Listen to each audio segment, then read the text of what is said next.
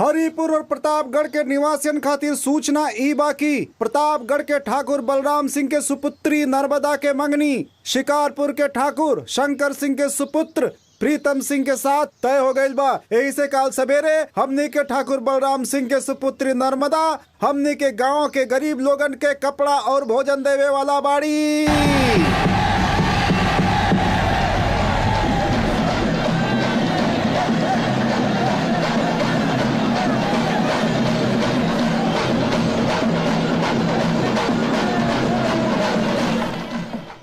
कहे जी हमने की नर्मदा के शादी बड़ा धूमधाम से कल जाई ना?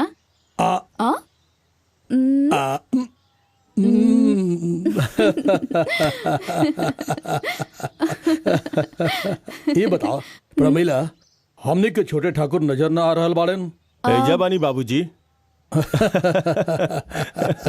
अच्छा बेटा, नर्मदा अपन शादी तय होके के खुशी में गरीबन के भोजन और कपड़ा देवे वाले बाड़ी इंतजाम हो गइल बा का? हो गइल बा बाबूजी। वो देखी नर्मदा आ रहल बड़ीन।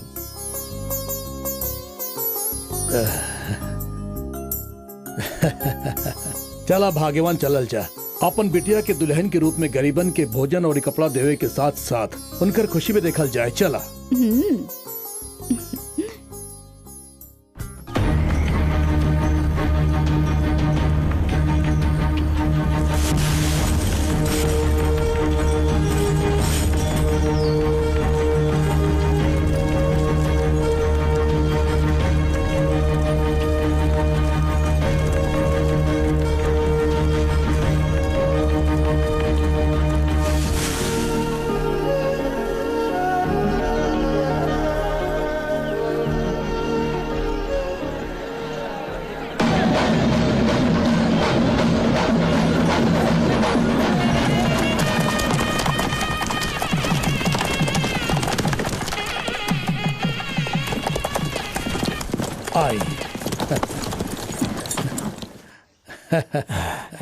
प्रणाम प्रणाम प्रणाम बेटा। आवा बेटा, हमरे मेहमान के ले जाके स्वर्ण महल में ठहरा दा। कोनो चीज की कमी न होखे के चाहिए। शंकर ठाकुर बड़ा गुस्सा वाला आदमी बाड़न, इनकर खास ख्याल रखिए। हम कौनो गुस्सा वाली ना बानी, बाकी मान सम्मान के कदर करे वाला बानी।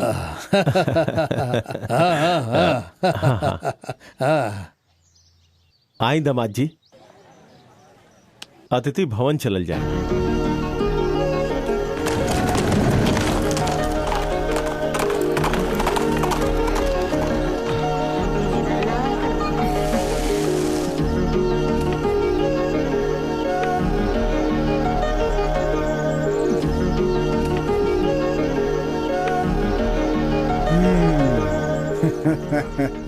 के बाड़ा तू?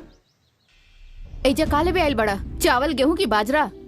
चावल गेहूं ना लेवे आइल बानी। वहाँ नर्मदा से बियाह करे खातिर आइल बानी। हाँ ए, तोहर इतना हिम्मत? ठकुराइन, हम आपके नीलकंठ बानी, कोनो पागल नहीं खी। ई देखी। हाँ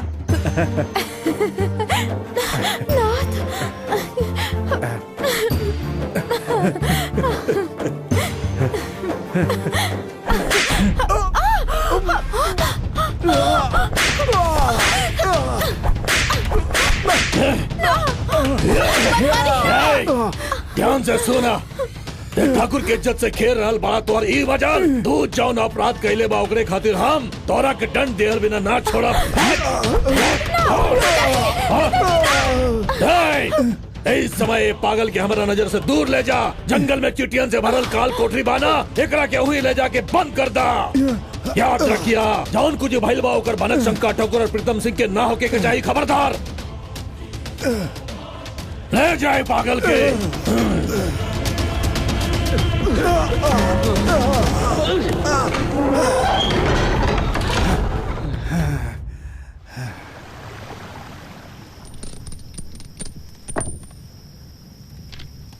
अच्छा प्रीतम सिंह, आज तू हमनी के साथ बड़ा खुश बाड़ा, लेकिन काल से नर्मदा के गुलामी करे लगबा। आखिर ये सब भइल कैसे है भाई? ये सब हमार बाबूजी के राजतंत्र है। चोल महाराज के दिहल जमीन पर फसल उगा के सोना निकाल कर देत रहलन हमार ताऊजी कुलदीप सिंह ठाकुर। अपन जमीन जायदाद जब वो हमार बाबूजी के हाथ में सौंपलन तो वो समय नर्मदा के शादी हमरे साथ करवावे के वो सरेआम वचन देले रहलन। लेकिन हमार बाबूजी ओ नीलकंठ के परवरिश खाली पागले बना के ना कैलन, बल्कि ओकर जायदाद भी हड़प के ओ नर्मदा के शादी हमरा साथे तय करवा देलन। सुन बच्चा लोग, इतना रात बीत गई, तू लोग बेकार के बात काहे करल बड़ा? जाके सूझ जा। सुना, एगो के बर्बाद कई के ही दूसर का आबाद होखेला, और एकर हम एगो उदाहरण बानी। तू तो जाने ना, जा और जाके सूझ जा।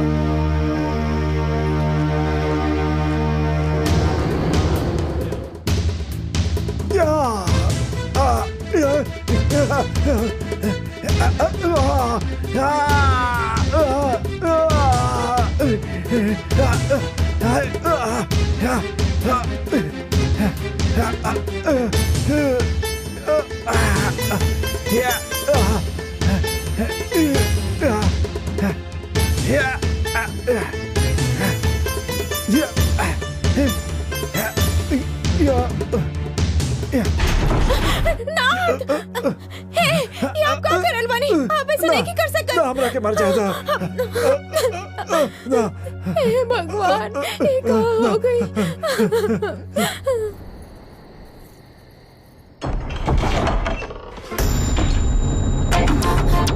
कहाँ बाऊ पागल के बच्चा?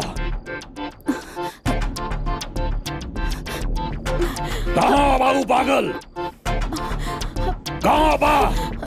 हम यहाँ बानी महाराज। हम पागल ना बानी महाराज। सच कहें तो हम आज तक एगो चीटी के भी ना मरनी महाराज।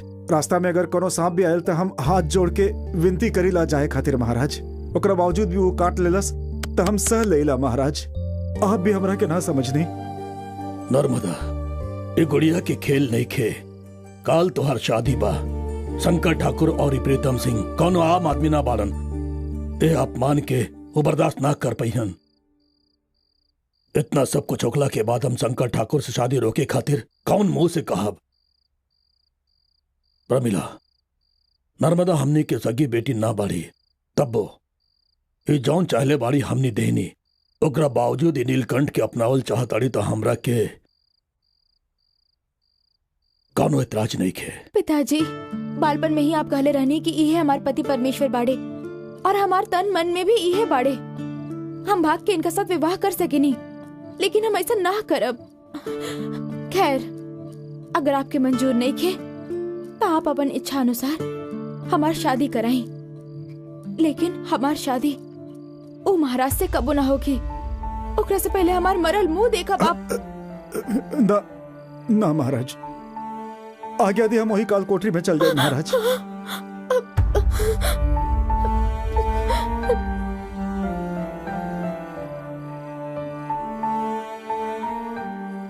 ठीक बा, जौन होके के होई होखी।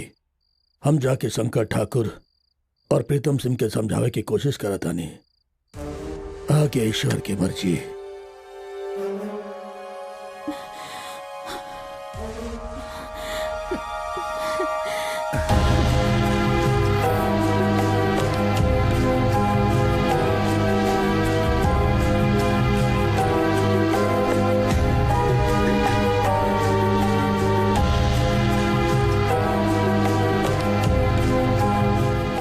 हम क्षमा चाहता नहीं। कौन मुंह से कहीं समझ में नहीं के आ रहा बा। कौनो बात नहीं के का संदेश बा? क्षमा चाहता नहीं। अरे बात बतेले बिना बार बार क्षमा याचना कर रहल बानी। का बात बा? काहे क्षमा चाहता नहीं? हम बताओत मानी बाबूजी, अचानक नीलकंठ बीच में आ गइल बा और ये ओकरा के दामाद बनावल चाहता रहा। का कहला?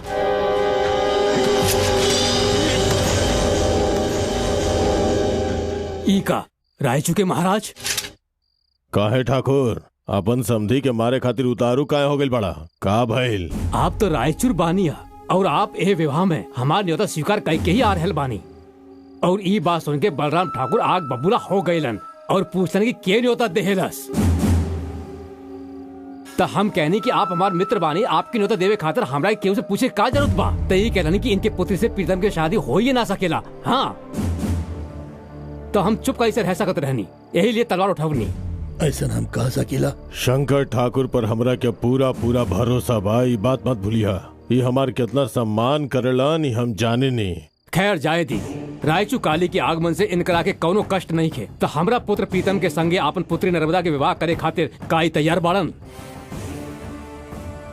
हमार बेटी के शादी पसंद नहीं के, ऐसे हम कौनो फैसला ना ले सकता नहीं।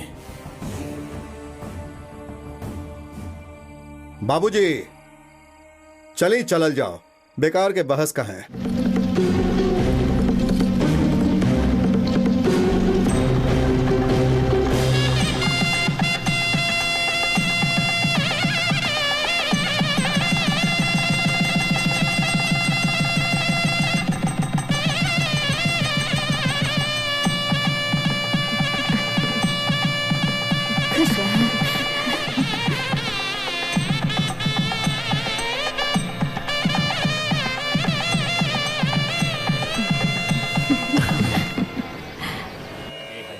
हमने के आशीर्वाद दूर हटा हमारा आंख के सामने से। ऐसन का भूल भइल हमरा से। का भूल भइल तू नहीं खू जाना। तू एक दत्तक पुत्री बाड़ू, एकरा जनला के बावजूद तोहार पिताजी तोहर लाड़ प्यार से पललन, एकरा से शादी करके हमनी के दिल के ठेस पहुंचौले बाड़ू। कहाँ जइबू? एकर कोनो घर नहीं के, दर दर भटकत रहबू तू। जा तू स्वेच्छा से एकरा से शादी कैले बाड़ू। और सुना, तोरा देवे खातिर सारा सामान हमने घर के चौखट पे रखवा देले बानी। सोना के थाली, चांदी के बर्तन, सोना से बनल पलंग, और कल तोहार होके वाला बच्चा खातिर सोना के झूला के भी प्रबंध कर देले बानी। यही बखत अपन पति के साथ ये सब लेके निकल जा। बाबूजी की ओर से बोल रहल बानी, दफा हो जा। पिताजी का भी इहे चाहेनी। सुन लेलू ना, आज से ही घर में तू दोनों खातिर कोनो जगह नहीं खे। सारा रिश्ता बंधन अब टूट चुकल बा, अब जा यहाँ से। राणा, आज तो चाहे जे भी कहा, कोनो बात नहीं खे। यहाँ जौन कुछ भी बात तोहरे बा, काहे कि हमने के रहे खातिर भी घर जे नहीं खे। लेकिन याद रखिया, तू अभी अभी कहले बाड़ा कि सारा रिश्ता बंधन टूट गइल बा। वक्त बताई, हम अपन पति के साथ रानी बन के रहब और तू ई दृश्य देखे वाला बाड़ा। राणा, एक दिन अपन दोनों बेटी के रिश्ता लेके हमार चौखट पे आके तू गिड़गिड़ाइबा, ई मत भूलिहा। जब पैदा करबू ना, दू शेर के बच्चन के पैदा करिया, वो दोनों के हम घर के रखवाली खातिर कुकुर के जैसन राखब। तो हार दुगो बेटी होखी और हमार बेटा के साथ ही उनकर शादी होखी। इस सत्य वचन बा। चली नाथ, हमने की बेटी जा रहा बिया, रोकिन होके। नर्मदा, नर्मदा, नर्मदा रुका था। नर्मदा, नर्मदा,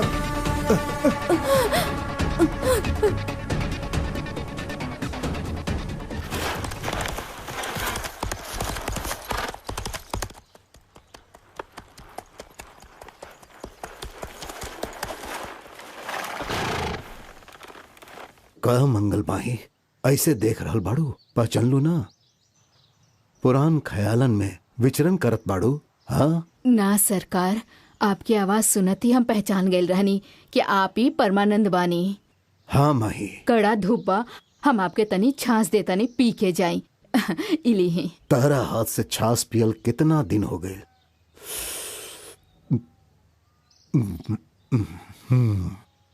मन प्रसन्न हो गए। अच्छा बा, धन्यवाद। हमके पिथौरागढ़ जाए के बा। चलो।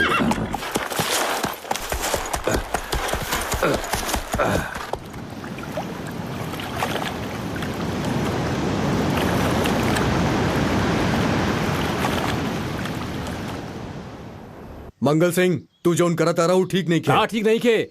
ये वा जौन जगह बा वो पर हमार भी हक बा। वो झरना में जवन पानी बा वो पर हमार भी हक बा। पानी यहाँ सबके संपत्ति बा, वो केवल तहार बा ई बोल के जश्न मनावल कहाँ के इंसाफ बा। सालों से ये लोग वो झील के पानी इस्तेमाल करके खेती बाड़ी करत आवत बाड़े। अब अगर तू पानी बंद कर देबा तो ये बेचारा लोग का करिए? हमने एगो बूंद पानी ना दियल जाए तो होनी के, हम बोल देनी ना तेरा से जवन बन पड़े कैला। हमार बात तोरा समझ में नहीं किया आवत ना? बिल्कुल नहीं। बोला वो शंकर के बुला के लेके आवा।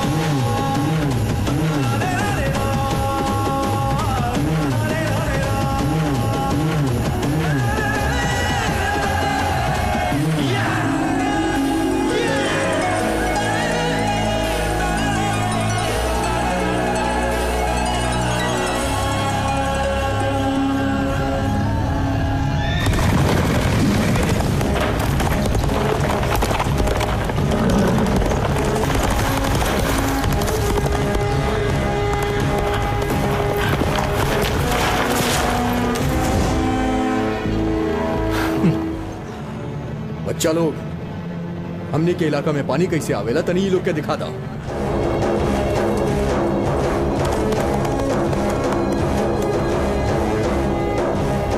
ऐसे पहले कि हम गांव के सीमा तक पहुंची, ये पानी गांव के अंदर तक पहुंचे के चाहिए।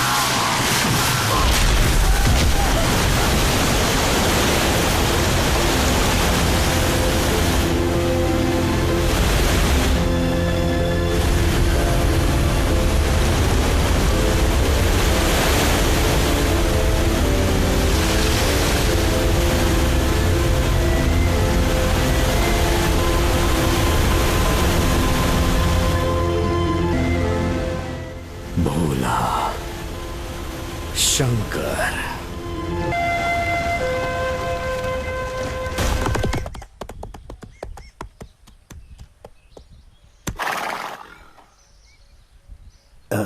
कहवा बा?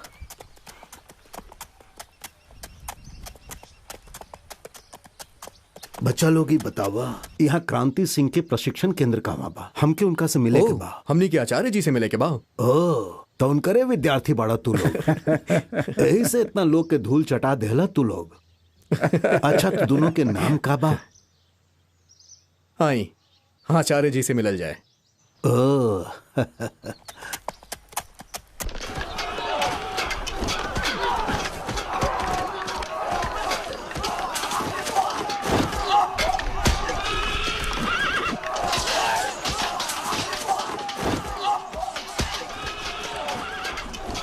वो देखी हमारा आचार्य जी परमानंद जी। आई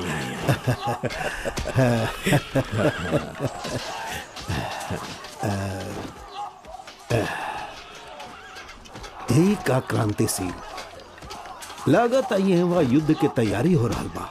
हाँ? और न तका परमानंद जी दुश्मन के सबक सिखावे खातिर इनसे हवन थोड़ो न करवाई बा।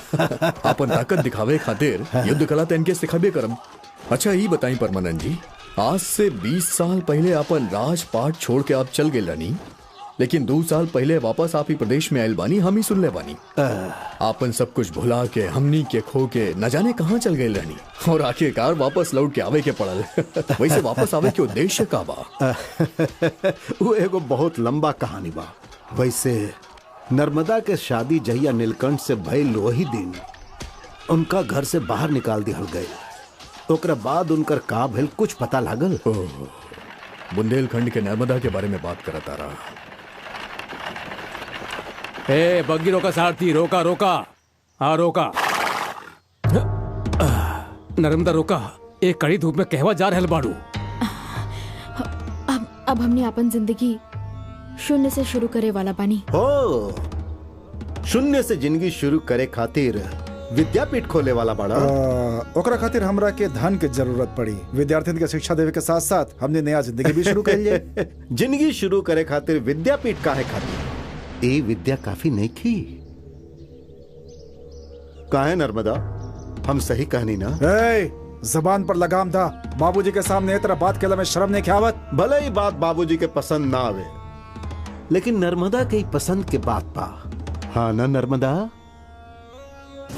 वे तरह खामोश काहे बाड़ू? ये खामोशी कहीं हाँ तो ना बाना?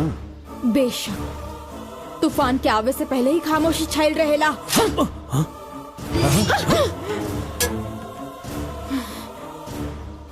नारी जात के कमजोर मत समझिया, समय इला पर शेरनी भी बन जाली हूँ। नर्मदा चला, हमने अपन एक नया दुनिया बसाई। नर्मदा, तू अपना पागल पति के साथ मिलकर केकरा की चुनौती दे रहल बाड़ू। तू नहीं जानत बाड़ू हम दोनों के टुकड़ा टुकड़ा कई के चील कौन के खिया सकीला। तू केकरा की चुनौती देता आड़ू जानत बाड़ू? शंकर ठाकुर के। चला बेटा। जाई जाई, हमार ससुर के जो चोल महाराज जमीन जायदाद दिले रहे उस सब के हड़प के हमनी के मझदार में छोड़ के सीना तान के हमनी से बात करत रहले। नर्मदा, वो जमीन जायदाद ही छीन सकेलन, लेकिन जवन संपत्ति हमार बाबूजी हमरा खातिर छोड़ के गइल बाड़न ओकरा के वो कबो न छीन पैहन। ये सब सुन के हमार मन बहुते दुखी हो गइल। यही खातिर तीर्थ यात्रा पर निकल पड़ली। अच्छा ये बतावा, ओकरा बाद नर्मदा और नीलकंठ कहवा गइलन? वो दोनों चोर महाराज के पास चल गए। वो नीलकंठ कुलदीप ठाकुर के बेटा बाई बात और वो दोनों अपन आप बीती महाराज के बता देले। महाराज उनकरा पे तरस खाके तनी जमीन उनकरा दे देले। तलवार पकड़े वाला नीलकंठ के हाथ हल थाम लेलस और नर्मदा भी खेती में ओकर साथ देली। उनकर बोअल फसल सोना उगले लागल। आज अच्छा खासा संपत्ति के साथ कुंवर सिंह के नाम से नीलकंठ खुशी से जिंदगी का बहुत प्रसन्नता भइल। लेकिन नर्मदा के खाइल कसम के अनुसार ओकरा कोनो बेटा ना भइल। सुने में आइल बा कि ओकर खाली एगो बेटी बाड़ी। नर्मदा जौन कसम खैले रहली वो व्यर्थ ना गइल। नीलकंठ से नर्मदा दूध जुड़वा बेटा के जन्म देली। उहे हवे भोला और शंकर। हम लोग के पाल पोस के हर कला में निपुण बनेले बानी। ई बात केहू ना जानेला। आप रास्ता में देखले हो खब जे 20-30 लोग के धराशाही कैले उहे बाड़े वो भोला और शंकर। भोला और शंकर और उनकरा साथे जौन तीसर रहे ना वो गोरखनाथ के बेटा बा, वीर बहादुर। तो ही बात हाँ। यही से नाम पूछला पर भी ना बतावत रहलन। धन्यवाद। का कहला? बलराम ठाकुर के पोती लोग जल पूजा करे आ रहल बड़ी। अच्छा योजना बा। न्याय के गला घोट के नरक जाए खातिर कह रहल बा। महाराज, आज वो पागल नीलकंठ चोल महाराज के दया से राजमहल में बहुत स्वाभिमान के साथ जीवन बिता रहल बा। ओकरा जिंदा छोड़ल हमनी के भूल रहे। अब अगर वो श्यामलाल ठाकुर के साथे मिल गई तो आपके जिंदगी खतरा में पड़ सकेला। महाराज, हमार बात में स्वर्ग नरक के भाव मत देखी, कहे से कि राजतंत्र है। राजनीति के क्षेत्र में न्याय और अन्याय ना देखल जाला। समझ गई नहीं पराक्रम। महाराज, प्रीतम सिंह के योजना के पूरा करबा ना? अवश्य करे के बा। हर साल के तरह दू कुंवारी कन्या दुर्गा मैया चंडी मैया के रूप में सज धज के नदी में उतरिहन और ए साल भी हर साल के जैसन ठाकुर राणा के दोनों बेटी लोग जल पूजन करिहन।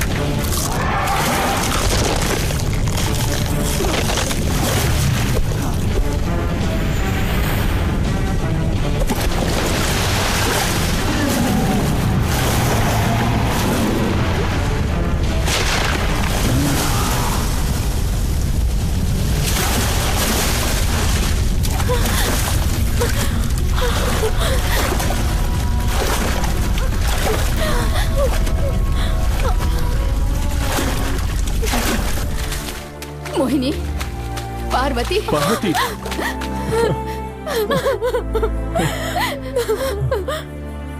तू ठीक बाड़ू ना? रो मत बिटिया।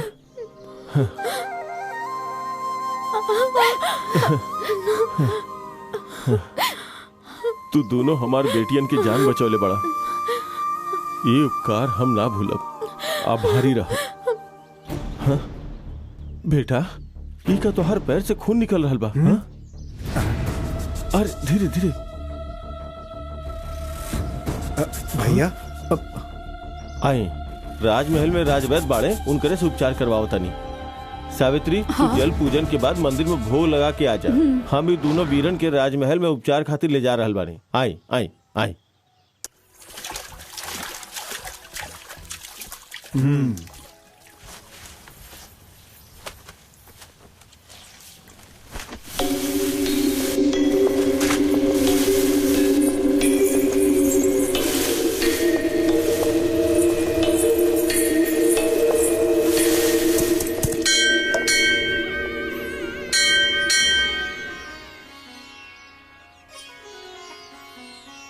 केकरा के नाम से बटिया? बेटी लोग के नाम से कर दी। ना माँ, हमनी के जे बचलस उनका नाम से कर दी। हाँ माँ, उनका नाम से ही अर्चना कही जाओ। ये लोग के जान बचाए वाला के नाम जाने ला? ना, हम ना जाने ली। वो देखिए, हो सका तो उनका के मालूम होगी।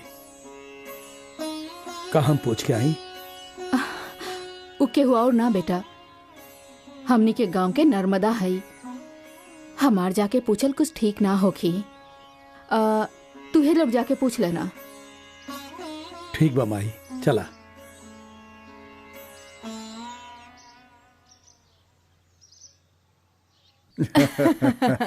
सुनी सुनी ना,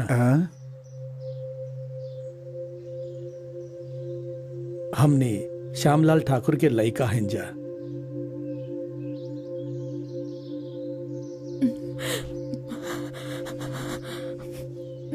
पिताजी कैसन बाड़न बेटा? ठीक बाड़न।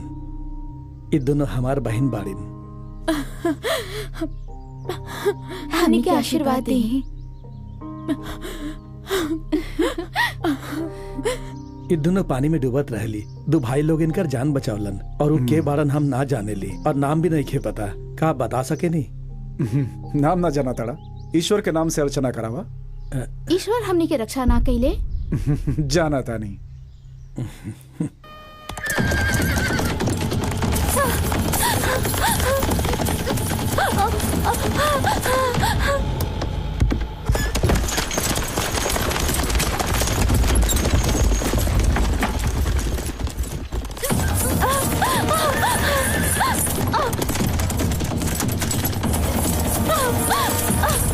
प्रणाम परमानंद जी। आपसे मिलने बहुत साल हो गए। कैसन बानी आप? भगवान की कृपा बा। नर्मदा, इनके खातिर तनी प्रसाद लेके आवा। हाँ लाओ बानी। हे भगवान, अनारकली पानी में कूद गई।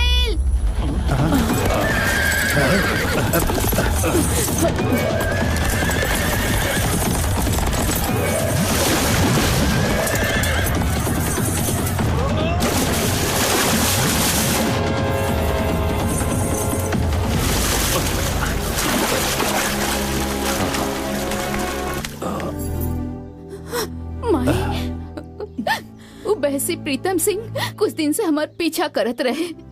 वो कमीना के डर से हम अपन इज्जत बचावे खातिर नदी में छलांग लगा देनी। ना तू हमके उठा लेके जाई। कहा? वो कमीना से डर के तू अपन जान देबो? इन नर्मदा के बेटी बाड़ू, तू याद रखिया। कहाँ गई तोहार हिम्मत? हम आई, हम तहार बेटी बानी। दोनों भाई तरह से बिछड़ गए, लेकिन हम तरह से ना बिछड़ब। अब हम खामोश ना रहब माई। हम तहार बेटी बानी, हम ही साबित करके रहब। बेटी अनारकली, धैर्य मत खोइहा। तोहर दोनों भाई जीवित बाड़े, तो के डरे के कोनो जरूरत नहीं है। इका कहत बानी, हमार दोनों बच्चा आज जीवित बाड़े का? हाँ बेटी, यह बतावे खातिर हमें जाहिल बानी। बहुत जल्दी ये सच्चाई बाहर आवे वाला बा। ठीक बा, रवा लोगन शंकर बाण दुर्ग जाई। हम काली महाराज से मिलके तुरंत आवत बानी।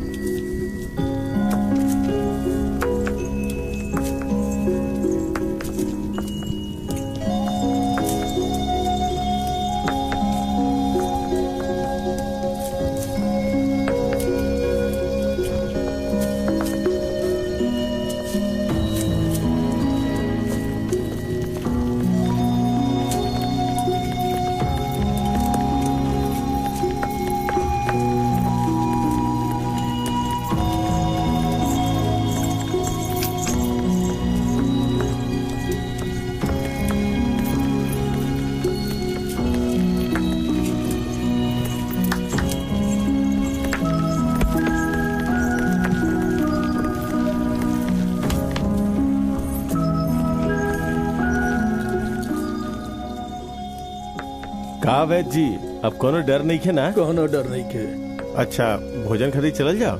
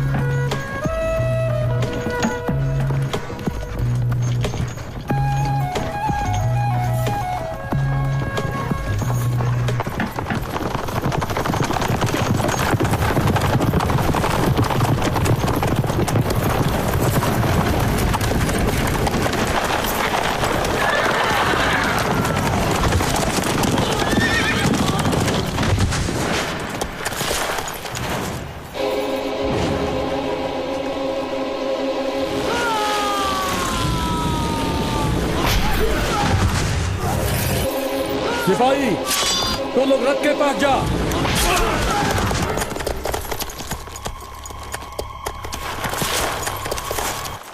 अब डेराई की कोनो जरूरत नहीं के, तो लोग जा।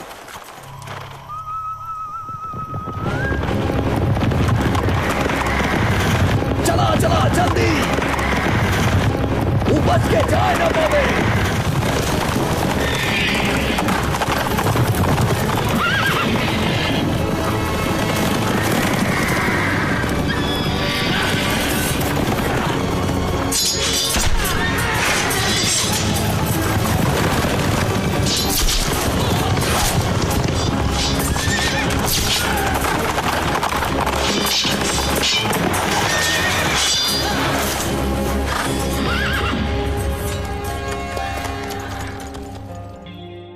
ध्यान से सुना, तोहनी सब जने के कैद कई के काल कोठरी में डाले के हुक्म दिहले बाड़न हमार काली महाराज।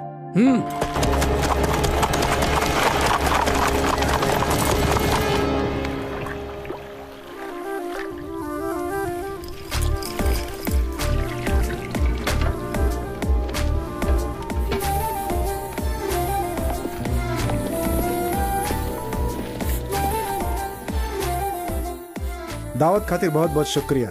आचार्य जी राह देखत होखियन, हमनी के जाए के होखी, अब आज्ञा दी।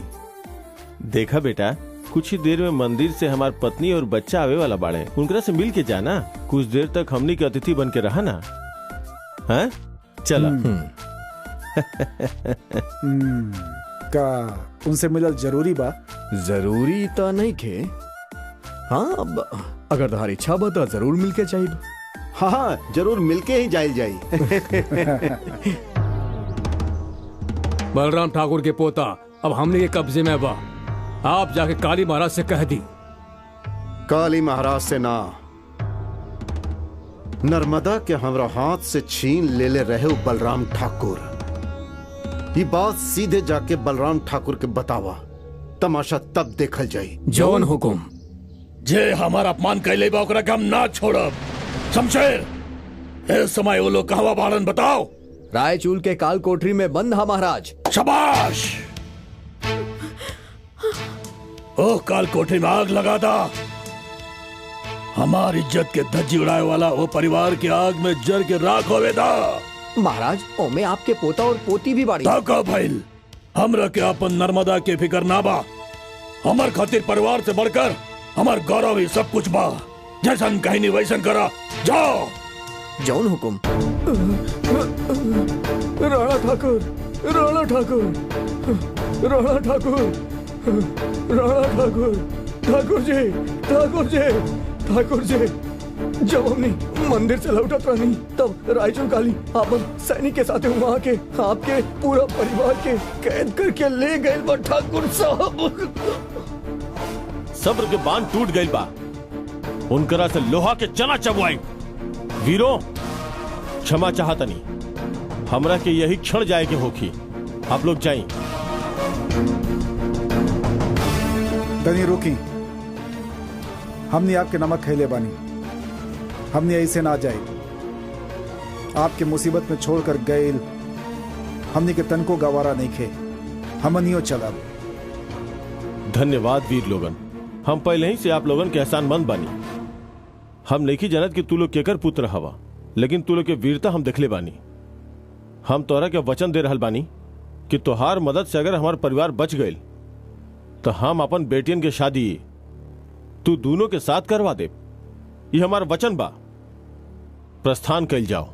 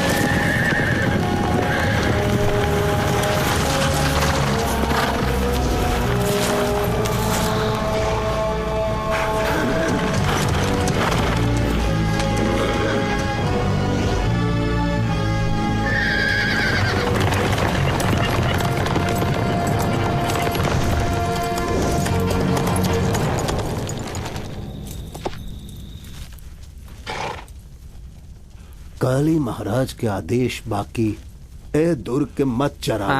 निशानी के तौर पर ये अंगूठी दहले बाड़न हमरा के। चला हटा, हमरा के तोरा पे भरोसा नहीं के। काली राजा के सेनापति बानी और यहाँ तोहार कौनो चाल ना चली। ये कौनो चाल ना है।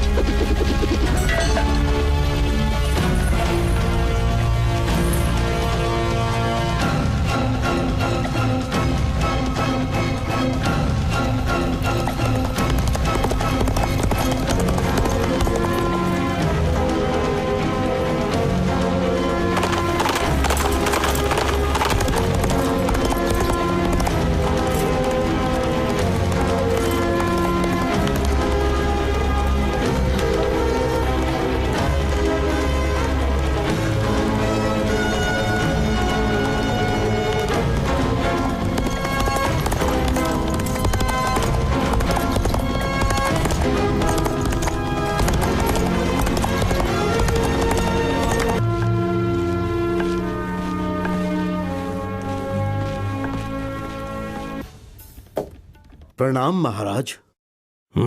बैठे। रायचूर काली से भूल हो सकेला, लेकिन धर्म के विरुद्ध हमनी कब्बो ना चाहे। आपके दिहल हमार अंगूठी से बलराम ठाकुर के परिवार की जान बच गई, तेकरा से बड़ खुशी और का हो सकेला। लेकिन हमनी दोनों के बीच जवन दुश्मनी बाऊ कब्बो ना मिटी और प्रतिशोध के भावना के मन से कब्बो ना निकाला। ओकरा के निकाले के होखी, दोनों के मिलावे खातिर ही हम संघर्ष कर रहल बानी और एकरा से हम कबहियों पीछे न हटब और हमार ये प्रयास जारी ही रही। काली महाराज, महाभारत में कौरव और पांडवन के बीच कोनो युद्ध न छिड़े, यही से कृष्ण भगवान अत्यंत कष्ट सहलन। कहाँ कष्ट उठौले? महाभारत के मूल कारण तो उहे रहलन और आपो उनकर तरफ बानी। रायचूर काली और बलराम ठाकुर के बीच आप कृष्ण भगवान बनके रउआ युद्ध खातिर प्रेरित कर रहल बानी। चाहे कुछो होखे महाराज, अंत अच्छा होखे, उहे हमार लक्ष्य बा।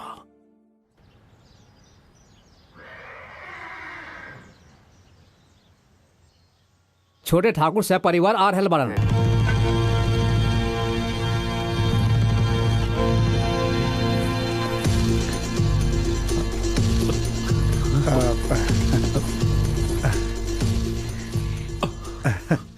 आप सब लोग के यहाँ देख के बहुत खुशी हो रहा बा हमरा। आई नर्मदा से ना मिलब का? अंदर आई, आई ना, आई आई आई।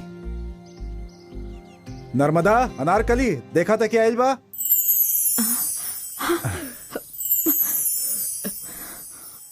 देखा, राणा यानी श्यामल ठाकुर आइल बाड़न। राणा, नर्मदा, नर्मदा, रोवा मत, हम आ गइल बानी। कैसन बाड़ू तू? ए भी अनारकली, हमारी बेटी। नर्मदा, देखा, ये बा हमार बेटा प्रताप सिंह, ये बाड़ी मोहिनी और ये हईन पार्वती। और पता भा, ये वीर लोग ही 2 बार अपन जान पे खेल के हमार बेटियन की जान बचौलन। यही से अपन बेटियन के शादी इनकरे से करवा रहल बानी। हमार शपथ के का होखी राणा? ओइसे तोहार तो कोनो बेटा ही नहीं खे। ई झूठ बा, हमार दोनों बेटा अभी जिंदा बाड़े। आपन फैसला बदल के आपन बेटी सबकी शादी हमार बेटा से करे के पड़ी। अगर इनकार करबा तो हम आपन शपथ के कोनो भी तरह पूरा करके ही रहब। तहार शपथ व्यर्थ ना गई। प्रणाम महाराज। हम तो यह चाहतनी कि हमार राज्य में सब लोग खुश रहस, चारों ओर मंगलमय होके। विवाह मंडप से बाहर आवे के बाद नर्मदा और नीलकंठ जौन कष्ट उठौले बाड़न, उस सब हम अच्छा तरह से जाने नहीं। ए बेचारी के साथ का भइल सब जानतनी। श्यामलाल ठाकुर भी इनका साथ बुरा व्यवहार कैलन, इहो हम जानतनी। खैर जायदा, आज वह श्यामलाल के नर्मदा के घर में देख के हम के आश्चर्य भइल। ए त नर्मदा खातिर गौरव के बात बा। अपन बोला पति के रक्षा करके सारा राज्य में इनका नाम रोशन करके इनका कुंवर सिंह बनावे के श्रेय नर्मदा के ही जायला। संतान प्राप्ति खातिर दोनों कितना मंदिर मस्जिद गैलन हम जानत नहीं। इस जान के शंकर ठाकुर और बलराम ठाकुर का कैलन पता बा? कुछ ज्योतिष लोगन के बुलवा के दुर्गा मैया खातिर रथ तैयार करवा के रथ यात्रा करे से संतान प्राप्ति होखी ऐसन कहल वैलन। और ऊ दिन भी आए।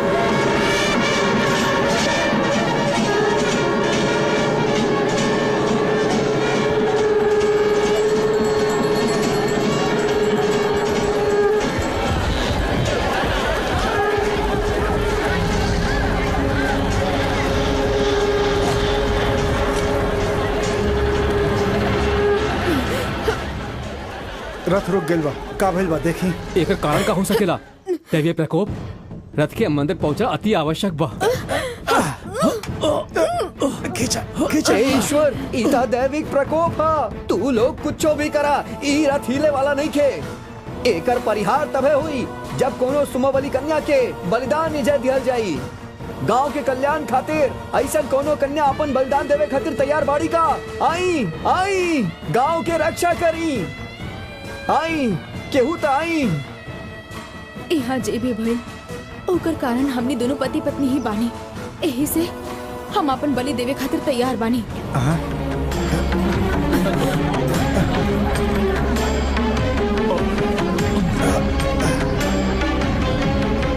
रुक जा, रुक जा। ई दैविक प्रकोप कुछो नहीं खे। ई केहू के साजिश हा। एकरा हम ठीक करब।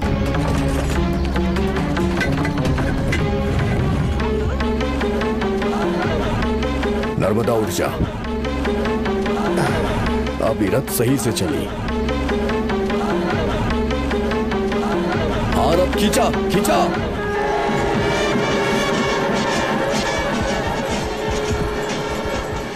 नीलकंठ, संतान के प्राप्ति खातिर रहर ओहर भटके से अच्छा बा अपन राजमहल में जाके शांति से रहा। अगर संतान के योग बा तो भगवान संतान जरूर देंगे। समझ गई?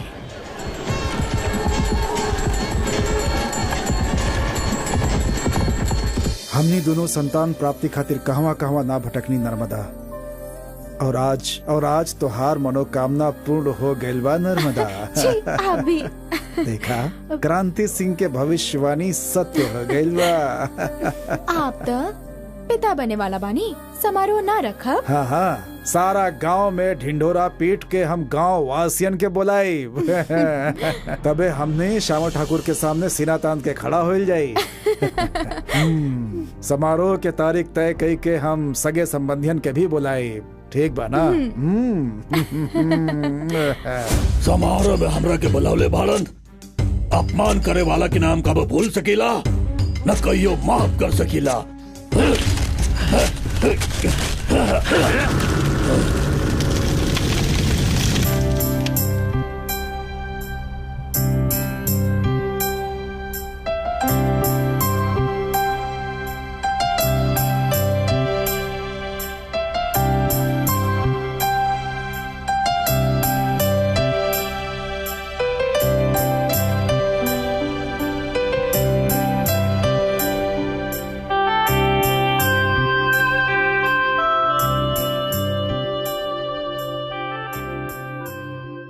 का भइल?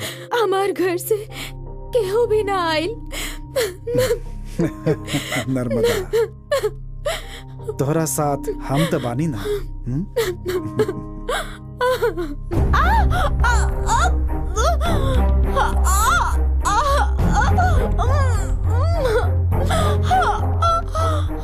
रुका, केवा जा रहल बाड़ू? हमनी के दाई आज हैं। से पहले तू दोनों के हम यहाँ देख ली ना। हमनी के पास के गांव से आयल बानी। ठकराइन से मिल सके नी जका। आप जाके मिल सकेली, मर्द लोग ना मिल सकेलन। आप जाएं। धन्यवाद।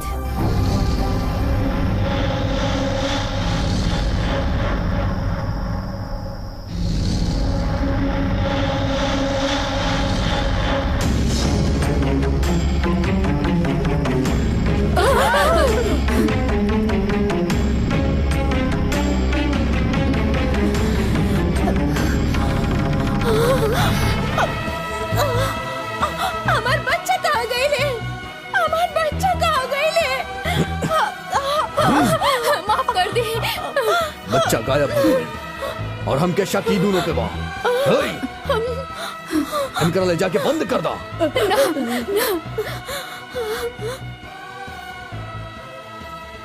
का है क्रांति सिंह, जब हम सुन ली वो सचबा का आप का सुननी कि नर्मदा के बच्चा भइल बा। दो जन्म ले रहे लेकिन दोनों गायब बाड़े। गायब करे वालन के कैद कर देनी। अगर वो दोनों बड़ा हो गइलन त हमार जिंदगी के ए शंभूलाल के वचन कहियो व्यर्थ न गइल काली महाराज। जी हाँ, हम जौन कहनी वो सत्य बा। दुर्गा मैया के वचन कबो खाली ना जाई। दुर्गा मैया के वचन खाली ना जाई, मतलब अगर नर्मदा के बच्चन के रायचूर काली के जान से खतरा पा तो मासूम बच्चन के मौत के घाट उतार दो। तो फिर वो दोनों बच्चन के हत्या के करी? हाँ? जी वो हम करब। ठीक बा, तू दोनों बच्चन के तुरंत काली महाराज के हवाले कर दा।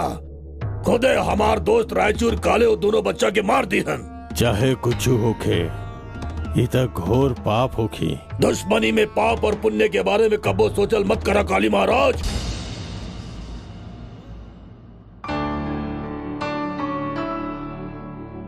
चित्रलेखा, जब हमनी के जुड़वा बच्चे पैदा भइले तो हमके बहुत आश्चर्य भइल, लेकिन ओकरा बाद हमके बहुत खुशी भी भइल।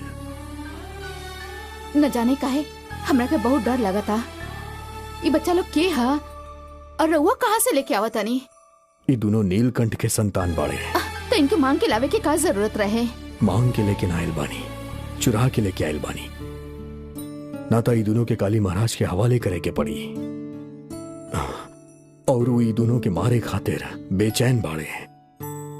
हमनी जे में रहा तानी ई घर, बाग बगीचा, खेती, जमीन, जायदाद, ई सब के सब ई बच्चन के परदाता कुलवंत सिंह ठाकुर के दिहल हा।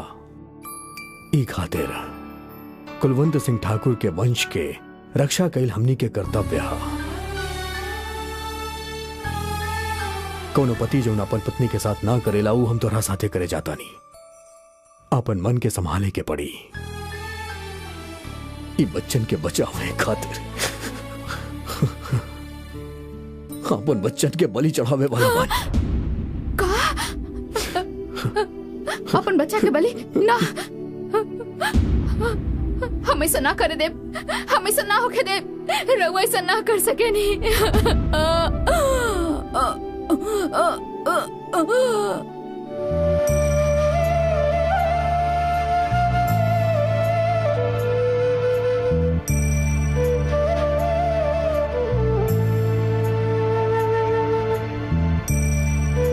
वीर बहादुर, तू चोरी छुपे ये सब सुनत रहला हम जाना तानी। ई खातिर जौन भइल ओकर गवाह तू बड़ा। माँ के ख्याल रखिया। जी हाँ।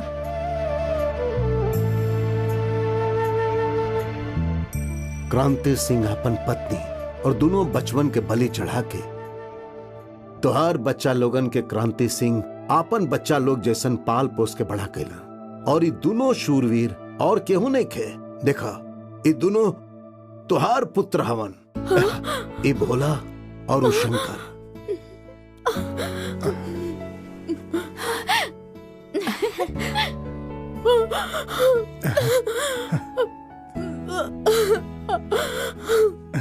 हमार बेटा सब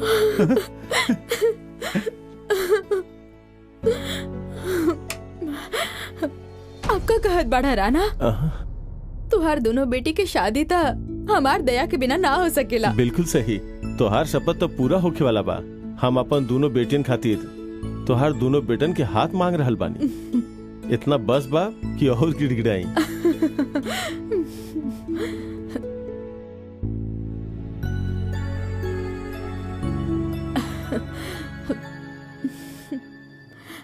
शादी की तारीख निकाल ली ना? हमने के आचार्य जी के इच्छा जनला के बाद ही हमने कुछ फैसला ले पाई।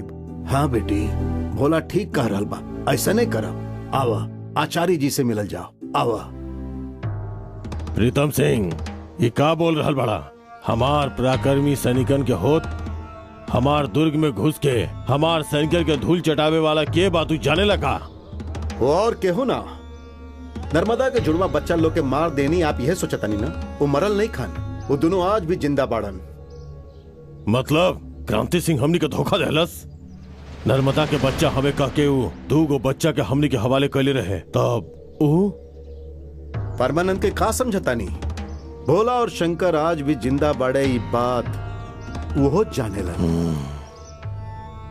ओ परमानंद कहवा बा?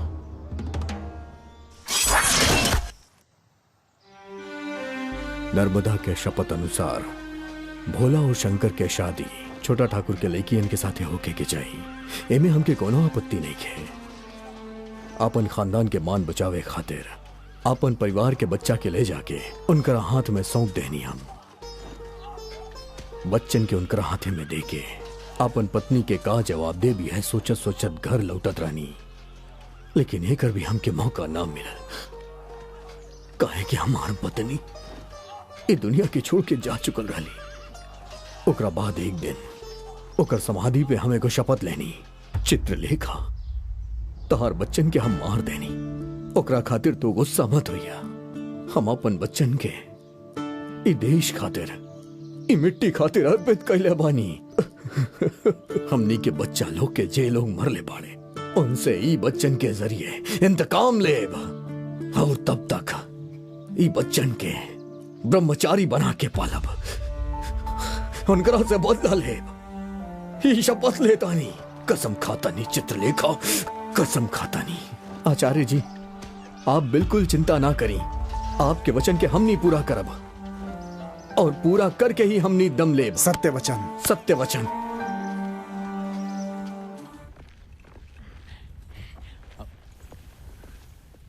प्रणाम।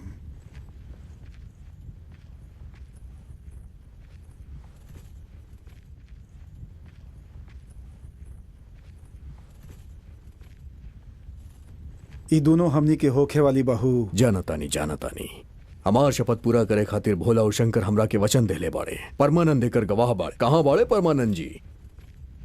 आचार्य जी, परमानंद जी के का जरूरत बा? हमनी अपन वचन से कबो ना मुखरब। आप हमनी के चिंता कैल छोड़ दी और अपन बेटियन के शादी कहीं और करा दी। आचार्य जी के दिहल वचन से बढ़ के हमने खातिर और कुछो नहीं खे। पिताजी, हमनी दोनों अगर जियब तो उनका साथ ही जियब, वरना हमनी दोनों उहे नदी में डूब के आपन जान दे दे। पिताजी। मासी, आपकी शपथ और पिताजी के दियल वचन के अनुसार ये शादी अवश्य होगी। केवल इतना ही ना, भोला और शंकर आचार्य के जवन वचन देले रहले ओकर पूरा होके तक हमनी दाम्पत्य सुख से दूर रहब। ये हमनी दोनों बहन के आपसे वादा बा। अगर आपके स्वीकार नहीं खे तो बहन जौन फैसला ले बड़ी वो हमके स्वीकार बा।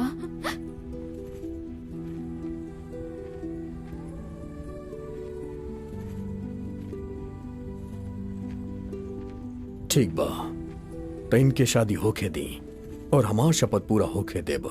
भोला और शंकर अगर अपन ब्रह्मचारी जीवन जिये तो हमके कोनो आपत्ति नहीं खे।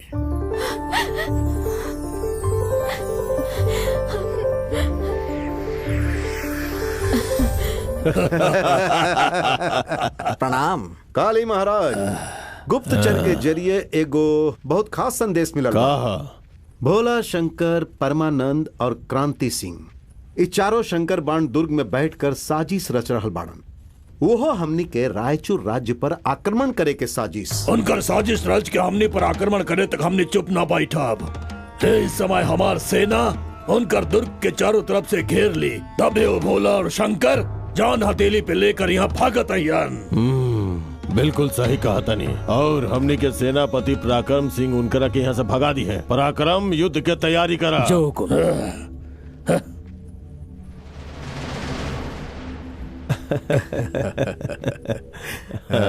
सही कहनी आप महाराज। क्या बात बा? हम प्रतापगढ़ से आ रहल बानी। रायचूर काली के मदद से प्रीतम सिंह हमीरपुर पे कब्जा कई लेलस। बलराम ठाकुर और रायचूर काली के जुर्म से सारा गांव पीड़ित बा महाराज। लोगों की पीड़ा दिन ब दिन बढ़त जा रहल बा महाराज। आचार्य जी, हमने तुरंत जाके उनके बंदी बना के ले आवतानी, आज्ञा दी। शादी के समय पे युद्ध की तैयारी। ठीक बा, एक काम करा तानी, इनकरा युद्ध में जाए से पहले ही अभी इनका शादी करवा दिया जाए। का कहा तानी? आप जैसन कहीं वैसा नहीं होगी आचार्य जी। युद्ध में जाए से पहले विवाह? अगर हमनी के कुछ हो गई तो ई दोनों के का होई कबो सोचले बानी आप लोग? युद्ध में ही ना, अगर अगला पल ई मर भी जाई है तो कोनो गम नहीं खे। इहे पल ई दोनों के हमनी से ब्याह करे के होखी।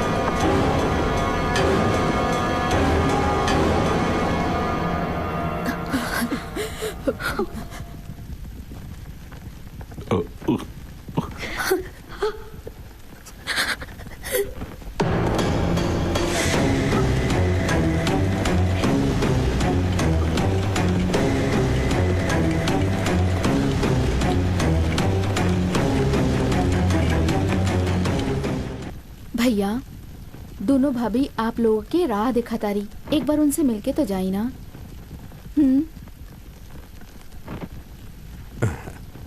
विवाह के पश्चात ये सब होखल सहज बा, ई बात हम अच्छा तरह से जाने ली।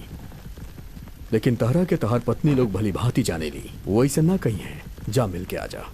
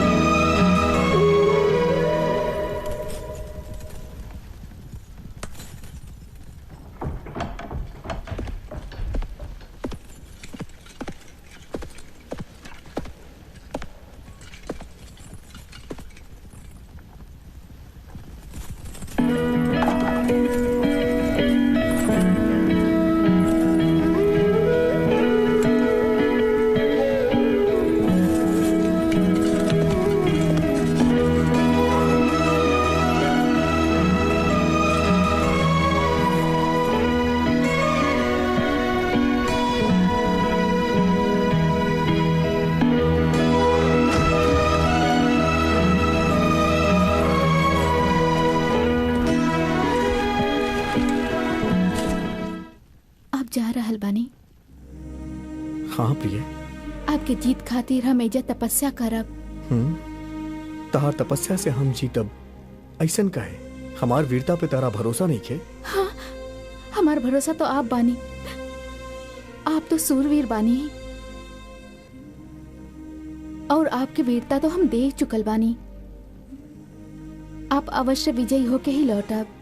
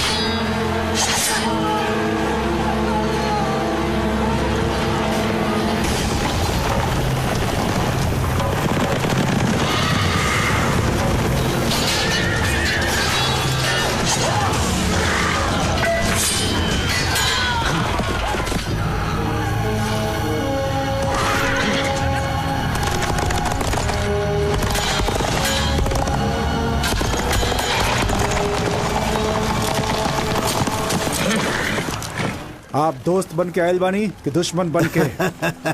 तो के हम पे भरोसा नहीं खे? कहे से कि आप काली महाराज के मंत्री जौन ठहरनी। एक जमाना में रही, अब ना बानी हम।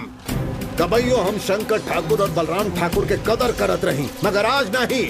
जब वो दोनों काली महाराज के मित्र बन गईलन, हम वजह से निकल गए नहीं और चोल महाराज के शरण में जाके तुहार मदद खातिर हम सेना लेके आयल बानी।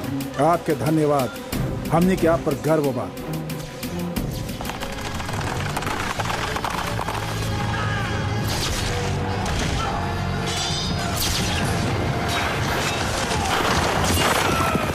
आज परमानंद भी हमनी के साथ मिलकर युद्ध कर रहल बाड़न। शंकर, अति प्रसन्न मत होइहा।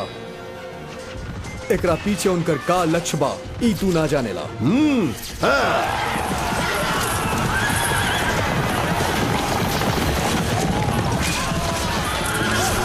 प्रणाम परमानंद जी। प्रणाम। हमनी आपके आभारी बानी, लेकिन हमके एगो शक बा। तो के भी शक बा? रायचूर काली के वीर सैनिकन के सामना करने के घड़ी में चोल महाराज के सेना के ठुकराए के वजह हम जान सकता? यदि हमने विजयी भैनी और आपके महाराज के अधीन हो के लगान भरे के पड़ल, तो हमनी की आपके मदद के जरूरत नहीं खे। ऐसे बेहतर शहीद हो जाइल हमनी के मंजूर बा। तो फिर रवा का चाहता नहीं? स्वतंत्र राज्य और केहू केहू के लगान ना भरी। तो हर शर्त के चोल महाराज के ओरी से हम पूरा करत बनी। बाकी हमार भी एगो शर्त होके माने के होखी। विजय होके के बाद चोल महाराज के दावत में तो के आवे के होखी। अवश्य हम आई। आक्रमण!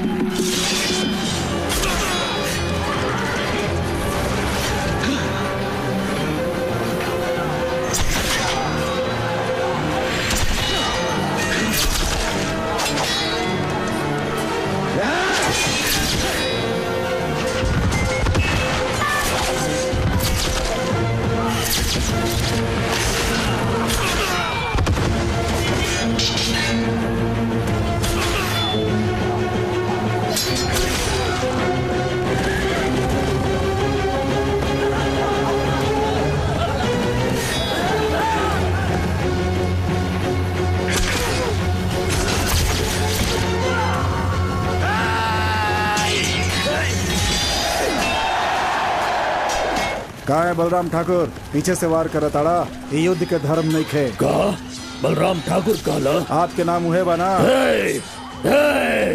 तोहार वंश के जड़ से उखाड़ के बेके का खातिर हम कुछ भी कर सकीला। तोहार माँ तू तू तू ओ कलमुही की वजह से हमार पत्नी के मौत हो गई। ऐसे तुमने सबसे बदला लेवे खातिर हम काली से दोस्ती कई नहीं। महल में आराम करे के उम्र बा आपके। तलवार लेकर रणभूमि में तो आ गईला, बाकी जैबा कैसे?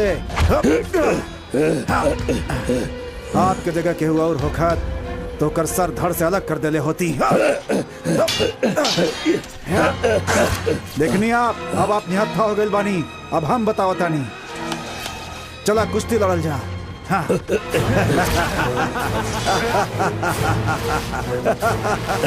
देखी बलराज जी, आप तो हमार नाना समान बानी, लेकिन विधि के विधान देखी। आज रणभूमि में हमार हाथ ही आपके मौत लिखल बा बलराम ठाकुर।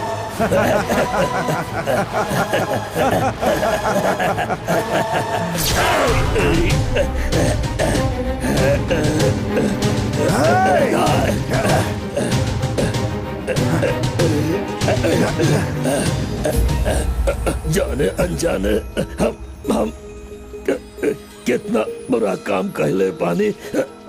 बुरा काम के बुरा नतीजा हो खेला। ये हमरा क्या आज ही पता लागल। तू बोला हवा कि शंकर हम आपके बोला पानी। बोला हमरा के माफ कर दो बेटा। जौन कुछ जौन कुछ तोर भाई के साथे कहली ओकरा खातिर माफी चाहता नहीं। दुश्मन के छोड़िया ना बेटा।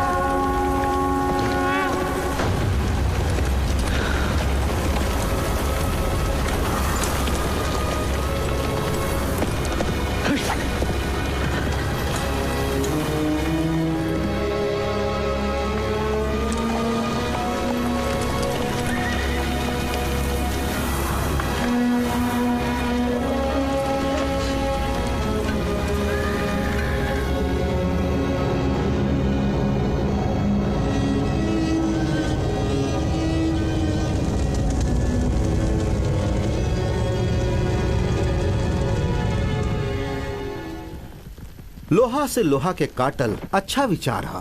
का बाबू बोला और शंकर हमने के दुश्मन बाड़ा नहीं जान के वो हमने के सामने खड़ा करत पड़ा ना। अगर उनका आपन बना लिहल जाए तो वो कैसे? उनकर बहिन अनारकली के रौरा अपन पत्नी बनावे के होखी। ओकरे बाद वो दोनों आपके साला बन जिहन। हमनी दोनों अलग अलग कुल के बानी, तो बात आगे कैसे बढ़ाई? ये हमार समाज कबो न स्वीकार करी। जल्दबाजी कैले बिना हमार बात सुनी। अनारकली के गुप्त रूप से उठावल जाई। एक बार जब वो राउर किला में घुस जाई तो फिर बच के कहाँ जाई। ओकरा बाद झक मार के वो भोला और शंकर ओकरा से राउर शादी करवाई। कैसन लागल हमारी योजना?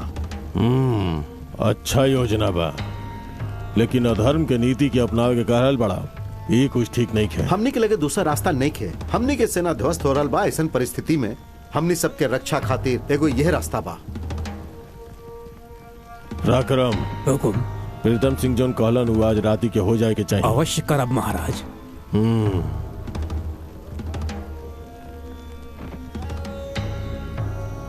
पराक्रम हम महल में इंतजार कर रहल बानी। खाली अनारकली के उठावे के नहीं खे, नर्मदा के भी खत्म करे के बा और आरोप एकरा पर आई।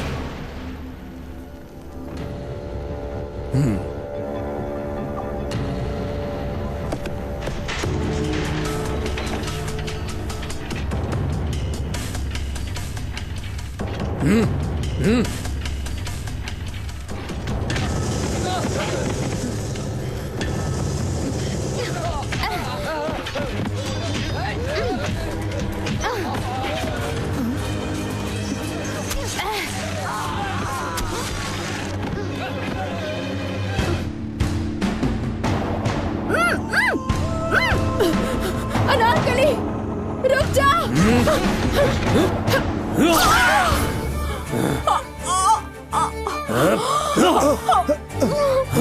नर्मदा नर्मदा नर्मदा नर्मदा।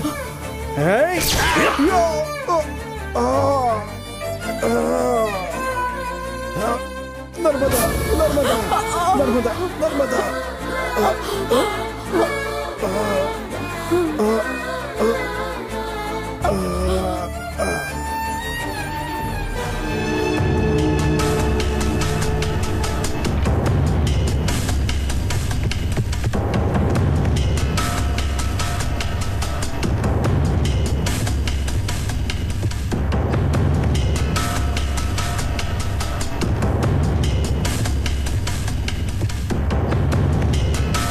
के बाड़ा तू और काहे खातिर हमके एजा उठा के ले आई? रायचूर काली के सेनापति बानी हम। पराक्रम नाम बा हमार। रायचूर काली राजे के काम धाम छोड़ के अपहरण के काम कब से शुरू कर देला? जवान के लगाम दा। हमार महाराज के का हुक्म बा जनताड़ू? ऊ तोहरा के पावल चाहतड़न और हम तोरा के उनके शयन कक्ष तक उठा के ले जाए। अगर हम ना आईनी त? हम तो ऐसन सेवक बानी जाऊं सरकार से पहले तोहरे यौवन के भरपूर मजा लिहब। ओकरे बादे हम तोहरा के सरकार के सामने पेश करब। कहे कि हमो देखल चाहतानी कि ये फूल में ऐसन कौन खासियत बा जेके पावे खातिर सब लोग बेचैन बाड़न। ई जनला से पहले तू बेमौत मारल जाइबा।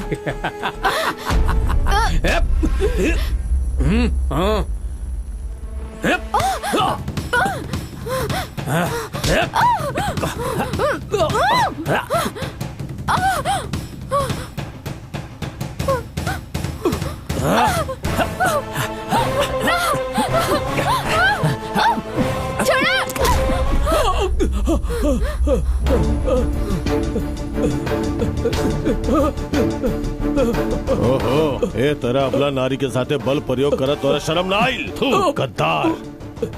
हमार पीठ पीछे ऐसा काम कितना साल से करत आ रहल बाड़े, आज से तू लायक ना रहे। सरकार क्षमा कर दी, भूल हो गई। क्षमा और तोरा के पराकर हम का कहलनी और तू का कहला? तोहरा जिसन सेवक के कारण आज हमार नाम बदनाम हो गई।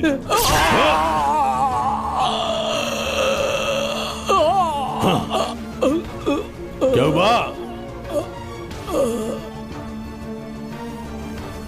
एकर अंतिम संस्कार राज मर्यादा के साथे कल जाए। कह दिया कि अगला युद्ध में वीर गति प्राप्त हो गई बा।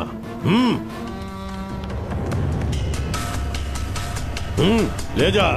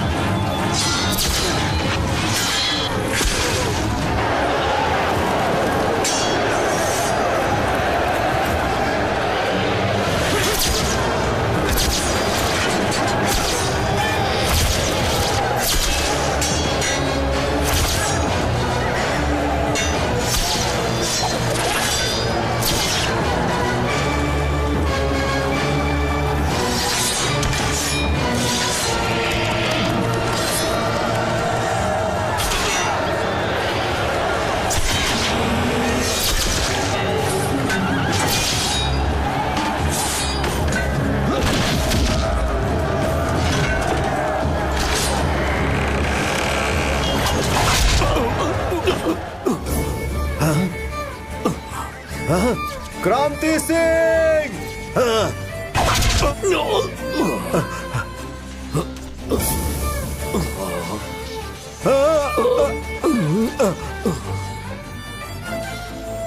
आचार्य जी, शत्रुन के खात्मा करके तारा के अपन राज्य वापस लेवे के पड़ी। इ राज्य के प्रजा शांति से जिए, इ अब तारा हाथ में बा। तब तक हमरा कुछ ना होई। जा आचार्य जी। जा। तोहरा जैसन महावीर योद्धा के रणभूमि में भावुक ना होके के चाहिए। आगे बढ़ावल कदम पीछे ना हटे के चाहिए। जा जा जा।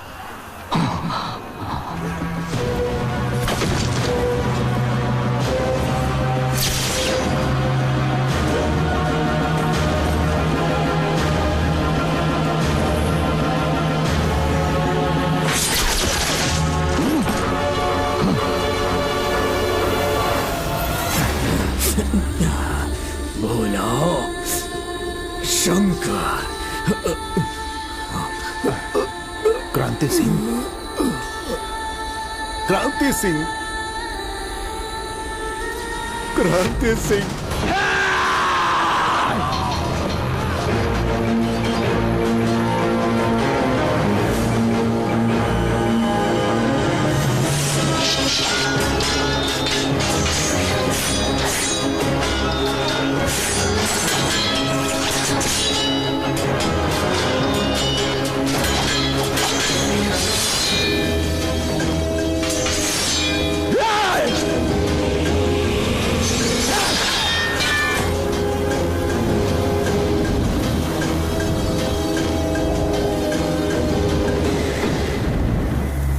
जन्म से और गुण से आप बहुत उच्च बानी ऐसा आचार्य कहत रहलन, और उनकर शिष्य होके आप अधर्मियन के साथ कैसे देनी?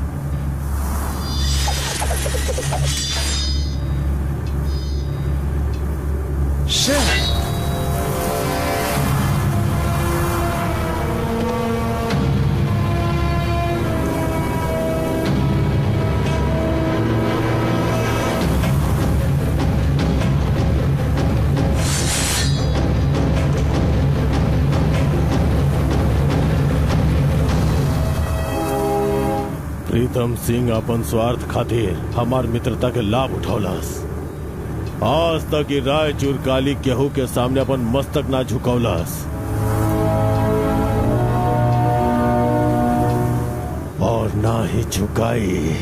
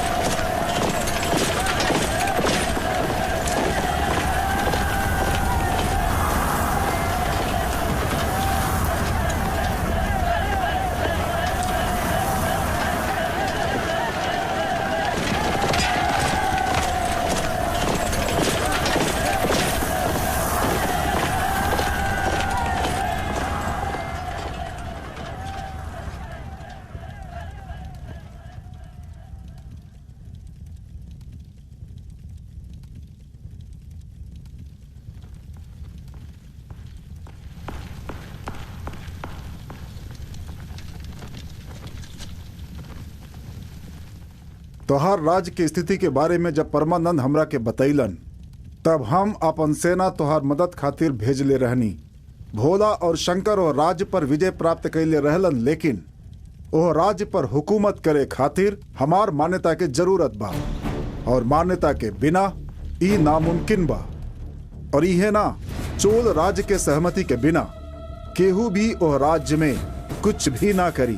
एकरा साथे साथे रायचू राज्य भी चोल राज्य के अधीनता स्वीकार करके लगान भी भरिहन।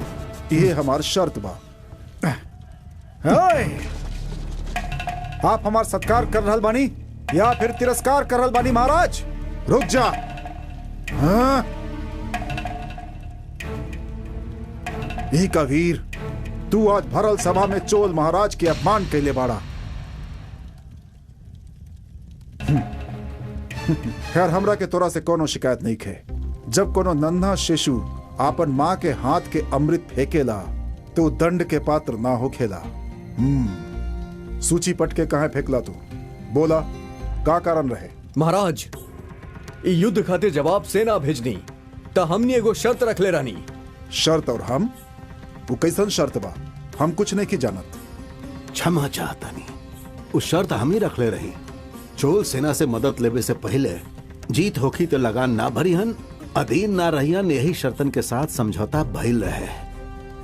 दोनों राज्यन के भलाई खातिर ही हम ऐसन कहनी, और ये बात हम रउआ से कहल भुला गई। ऐसन बात बता, चोल राज्य के साथ पूर्व राज्य के कोनो संबंध ना रही, ऐसन भोला और शंकर के विचार बा? हाँ? कौनो संबंध ना होकर तो हमनी एजा ना आईती। हमनी के राज्य के मित्र राज्य के मान्यता दिहल जाए तो वह काफी बा। गुलामी कबो हमनी स्वीकार ना करब। ओहो, ठीक बा। और यदि हमार राज्य तोहार राज्य के साथ मैत्री पूर्ण ना रहियन तो तोहार राज्य के भूमि स्वतंत्र भूमि कहला पाई का? राजन, हमने शीश कटा सके नहीं, लेकिन शीश झुका के गुलामी कैल हमने के पसंद नहीं खे। हमने के क्षणिक सुख के कोनो आवश्यकता नहीं खे। हमने युद्ध में प्राण गवा सके नहीं, लेकिन गुलामी के जंजीर में जकड़ के रहल पसंद नहीं खे। हमने के केहू के गुलामी हमने कबो कबूल ना करब। यदि ऐसा सपना भी कभी आयल तो उसे हमने की वीरता और सम्मान के ठेस पहुंची। वाह वाह। आज ये वीरन के वीरता देख के खाली हमरा ही ना, आप लोगन के भी आश्चर्य होखत होखी। इतिहास में इनका नाम लिखल जाए। भोला और शंकर के वीरता के किस्सा और इनका इच्छा अनुसार पूर्व राज्य सारा अधिकार के प्राप्त करके चोल राज्य के साथ मैत्रिक राज्य बन के ही रही, और उनका सम्मान करता नहीं। हम भोला और शंकर के मोतियन के राज की हार देता नहीं।